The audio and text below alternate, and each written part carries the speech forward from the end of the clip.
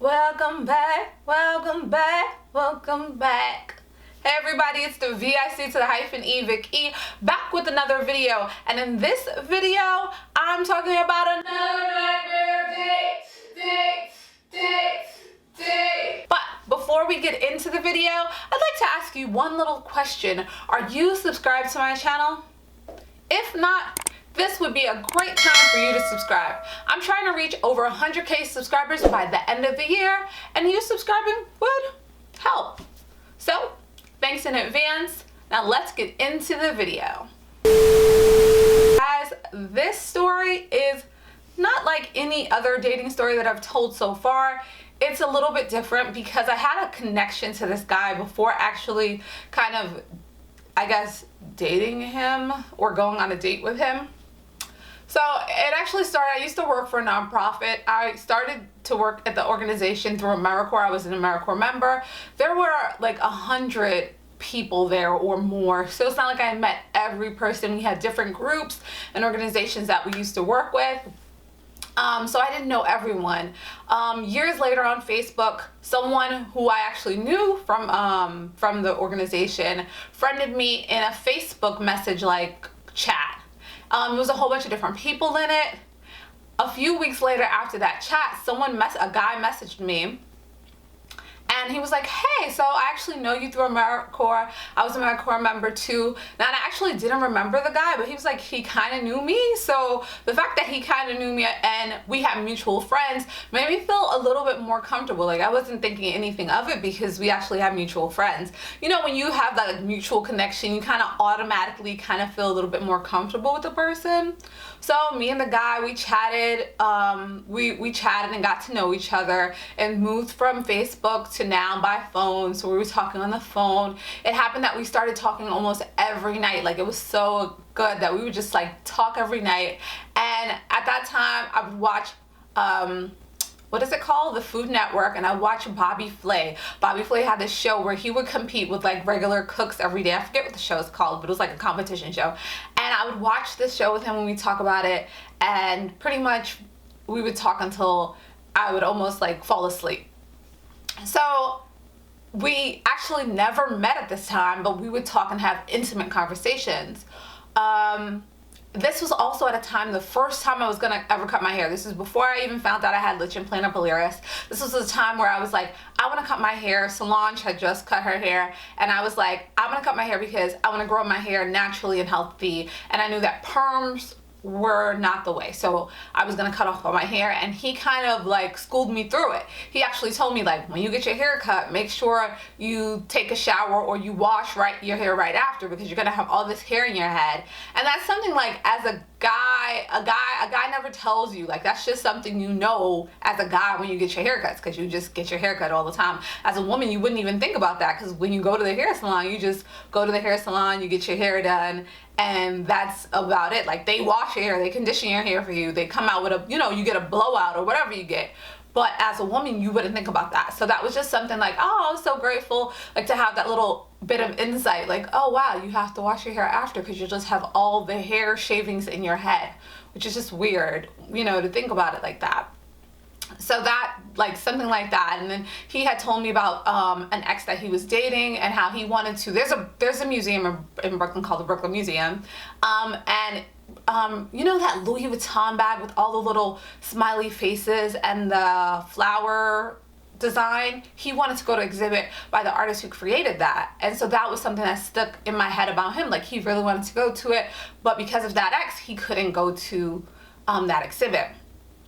So we talked for, I think, a few months or so, and then we eventually decided to meet. It was right before Christmas, and I was heading to London to stay with my family. I usually kind of switch Christmases, and I usually stay at Christmas in London with my sister and my family on my father's side, and then there's one where I'll stay with my family in America.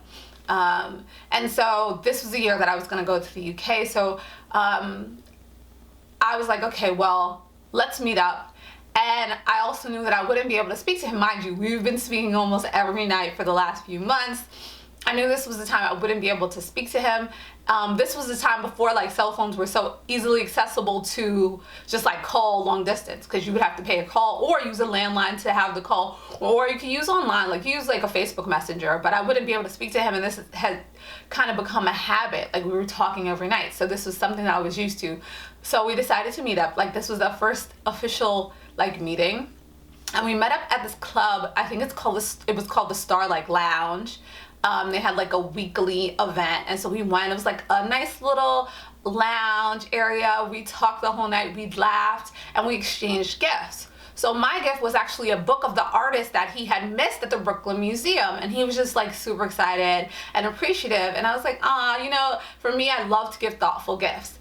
And his gift to me was a calling card, so now I could speak to him while I was overseas. And I was like, oh, that was so sweet and so thoughtful. So we both were super excited.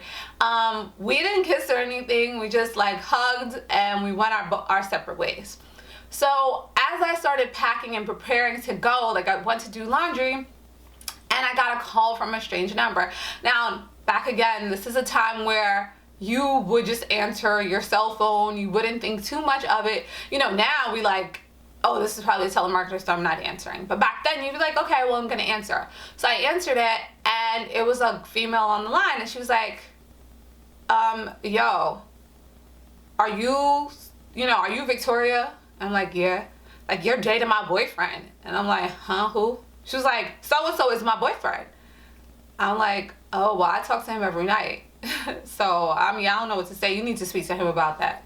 And she was like, well, you know, you should know that we've been together for like 2 years, and we've been together all the time, and yada, yada, yada. I'm like, what do I have to do with that? Like, for me, a girl should never be mad at the female. Like, I understand exposing the guy or whatever, but don't be mad at me because he's trying to talk to me. I didn't know.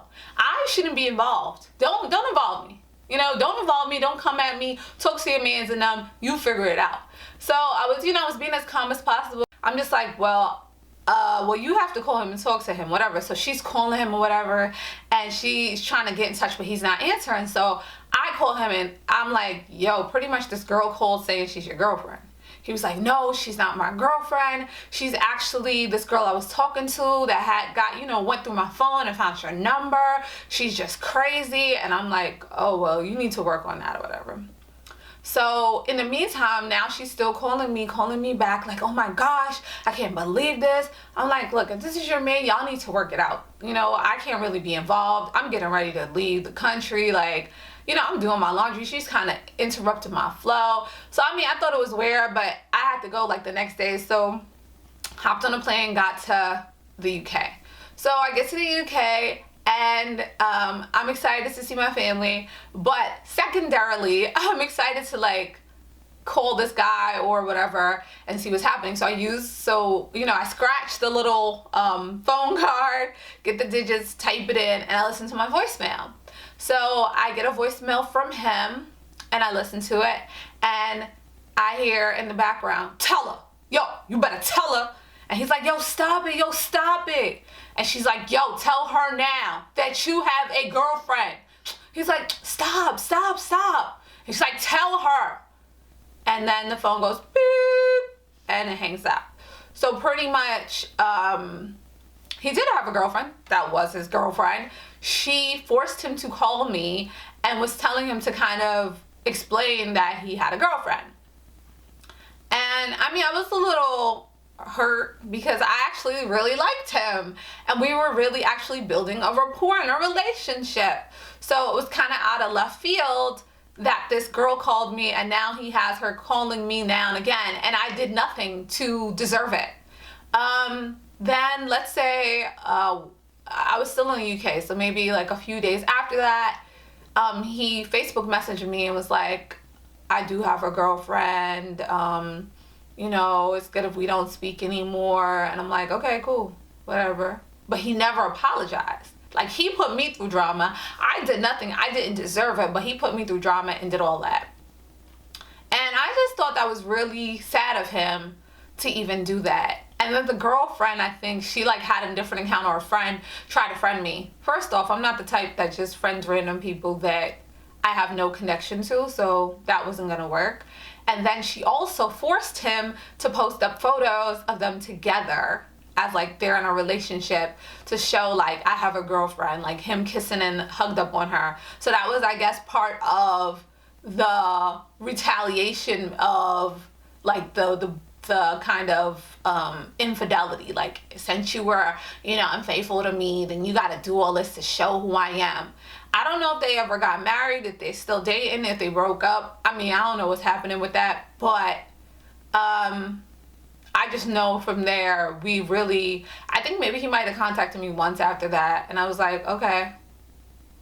Because I never received a sorry or whatever. And I actually saw him years later working at that same organization, because I had went for like a reference, and he was there, and I kind of, snitched and told other people what he had did to me, and it was uncomfortable, but he deserved it because he did something grimy.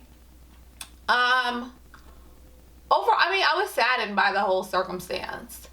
And I don't know if there's necessarily a lesson I learned from it, right? I just learned that men can be super like dogs. I mean, I already knew that, right? I have an older brother that I grew up with, who I watched do some doggish stuff. But, to see that guy was talking to me almost every night, late night, and had a girlfriend. I don't even know how he was working that out. But even if so, just to see what people would do to kind of cheat, like, it was emotional cheating.